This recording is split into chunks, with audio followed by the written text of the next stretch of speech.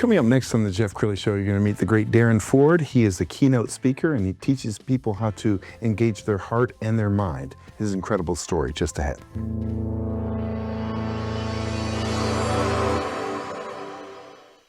Many are predicting that the worst is yet to come, which is unfortunate, said one person here. Until now, they've enjoyed the reputation of being the nation's icebox. Watched a burglar in his home this morning by webcam. As a journalist of over 25 years, stories are what make my world turn. Reporting live from the Dallas newsroom tonight, Jeff Crilley, Fox 4 News. But in 2008, I took the jump from my familiar life and started a PR firm from my home. We're talking about anyone with a camcorder like the one I'm using becomes a television network. We started slowly growing the company, and we now have over 100 clients, and we've branched into the world of live digital broadcasting. I now own 8 different TV studios and have a huge team, and the stories that I now get to share are sometimes the most important of my life. Life has a funny way of coming around full circle. This is the Jeff Crilley Show.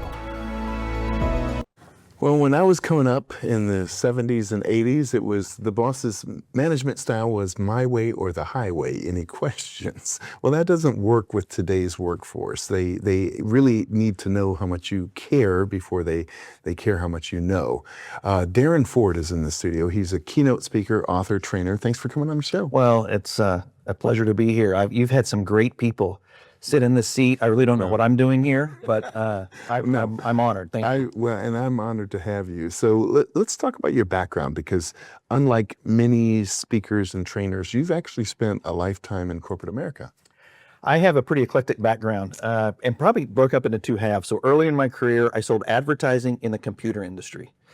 And was very successful, really enjoyed that time. And then early 2000s, there was a tech crash. I heard something about it. Yeah, and I was caught up in that. I'll never forget, I was in New York. I flew all the way to San Francisco to meet with my boss. When I walked in, she was right there, and the head of HR was right there. Oh, no. And I said, should I be nervous about this? And they said, we want you to stay, but you have to move to San Francisco or Boston. I said, it's nice to be wanted, but I'm not leaving Texas. And then 2 years later, I moved to Bulgaria. So go figure. I went over there to work with high school students.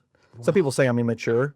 I don't think so, but I do get on with teenagers. So I go over there to work with high school students.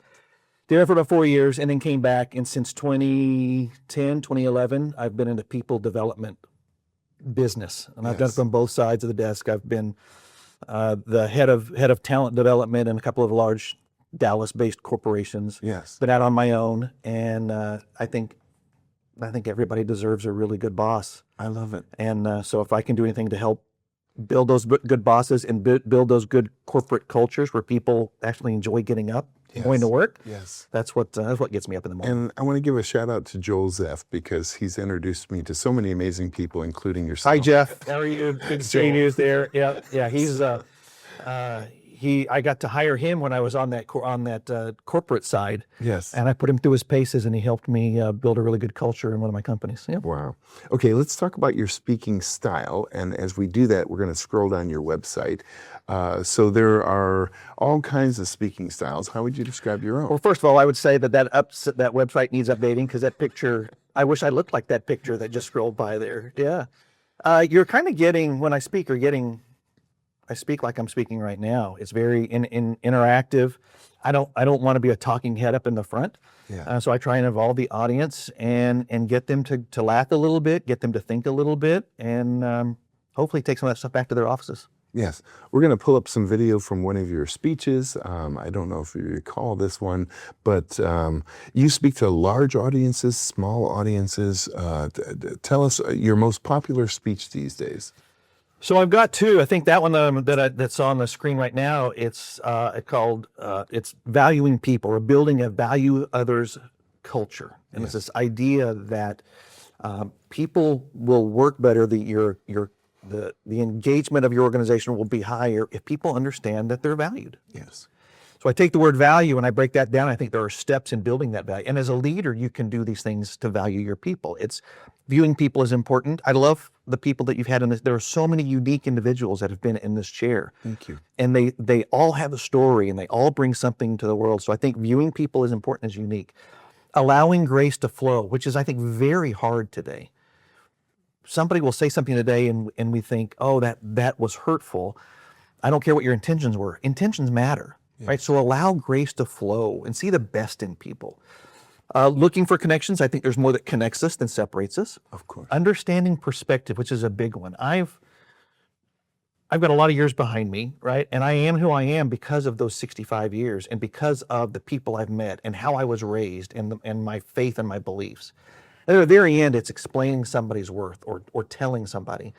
Sometimes you're going to tell somebody, you're going to say somebody's valued and why, and they haven't heard it this week, this month, or maybe in their entire life. Yes. And it's that point in the speech or in the presentation that's really fun, because I have people pull out their phones. And I'll say, there's somebody in your life, either professionally or personally, that needs to hear they're valued. So send them a text, tell them that they're valued. It'd be weird, say, I'm listening to some dude talk and he told me to value and I chose you. But I've had some really fun outcomes with that Larry, exercise. what was one of the funniest responses? Well, the funny one stood out. I was doing an HR show up in Oklahoma, in Tulsa, and they told everybody to pull out their phones, and I do it with them. I'll pick somebody on my network, and I'll do the same thing. So after, a couple of minutes, I'll ask if there's any volunteers, and there was one who was kind of laughing, and I said, "Hey, can you share what you did?" She goes, "Yeah, I texted my husband, that I love him and I value him for the great father that he is." And then he wrote back and goes, "Thank you. Are you cheating on me?" And so, yeah, the place really nice. It was really, so I said, well, obviously you need to tell your husband that a few more times, right? So that was funny. I'm going to pull up your book page off of your website, and I want you to talk about the top two books. We'll start with the Millennial. Well, that Millennial Challenge, that's a little dated because then we have Gen Z in the marketplace. But when the millennials first came on board and into the workplace, they thought differently. They worked differently, and people my age, we didn't understand how to work with them and get the best out of them. So can I go back to that immature thing, right? I have some millennials. I've worked with millennials. Yes. And I think I understand them. So I wrote that book. And then the other one is that I think is very valid today. I need to update it because it's about 10 years old. But I think the concepts are still the same. It's 3 + 4 = success. Right. I think there are 3 skills that if you do those skills well, you'll be successful in work or in life. And the 3 skills are effective communication, critical thinking, and valuing people, which is where that other keynote came from. I think valuing people is a skill that you can practice, and you can learn and practice. And the other 4? And the other 4, so if you do those 3 skills well, you'll be successful. If you marry on top of that, they're basically mindsets in the form of a question. I think you'll supercharge your success. Are you willing to be a continuous learner? Are you willing to work hard? Are you willing to work hard? And are you willing to work hard? I just don't think success is a secret. The Marines say nobody ever drowned in sweat. Yes. So working hard, I think, is showing up every day, giving your best. If you do that, well, and you do those 3 skills well, I think you'll be successful. Well, I think most organizations and companies are having challenges right now with Gen Zs because many of them are brilliant. Maybe they're the best salesperson in the organization, and they get promoted to head of sales. Sure. But they're also leading people their dad's age. That's a challenge. Absolutely. And you said something really interesting, which is very true. Leadership, when I was growing up, it was my way or the highway. And it was done, and the language probably wasn't, and the tone wasn't very nice when we were spoken to. But we did it, right? That's how I grew up. And a lot of leaders today, they lead like they were led, which is one of the issues. But then the younger people come along, and they have a very different view. And I think they're more apt to value people. I think what the younger generation is missing, and I know I'm going to get in trouble, and remember I said allow grace, give me grace when I say this, but I think that they're missing some of those skills because I don't think we're teaching the skills of effective communication. And communication is hard. Yes. Right? There's not only the outgoing, but there's the listening. I did a leadership program for a manufacturer one time, and I was with all the plant managers. And we were talking about listening. I said, look, on a scale of 1 to 10, rate yourself 1 low, 10 high, rate yourself on being a listener. And I said, we know what the right answer is. We all want to be at a 10, but give yourself an honest score. They did that. And I said, okay, go back to, if you're brave, go back to your teams or go back to your family, your spouse, and ask them to rate you as a leader. I went back the next month, and he says, I'm really glad you made me do that because I gave myself an 8 and my team gave me a 2. And it was just a blind spot. And so he took the step to become a better leader. So I think the younger generation, I think if they can spend some time, and I think corporations, I think talent development organizations owe them, Yes. spend some time developing those 3 skills of valuing people, teaching effective communication, teaching people how to think, not what to think, how to think. I think if we do that, I think organizations will build an engaging culture. Sure. People will enjoy going to work more. Well, I've heard the expression, you can be a manager or you can be a mentor. And I think Gen Zs, they don't need to be managed. They need to be coached. Absolutely, yeah. And I think, and those are 2 very different skill sets, right? They walk along, don't walk over them, walk alongside them, and help them find success. People, they know, and we actually all know, but especially even younger people, they're good at sniffing out a rat. And they know somebody who cares for them and wants them to be successful as to somebody who's just kind of going through the motions. Yes. And so, I think everybody deserves a good boss. And good bosses don't, sometimes they happen, but most of the time we need to help them be good bosses. All right, Darren, in the last 2 minutes, talk to the camera on the left and talk to that leader of an organization who might need to bring you in.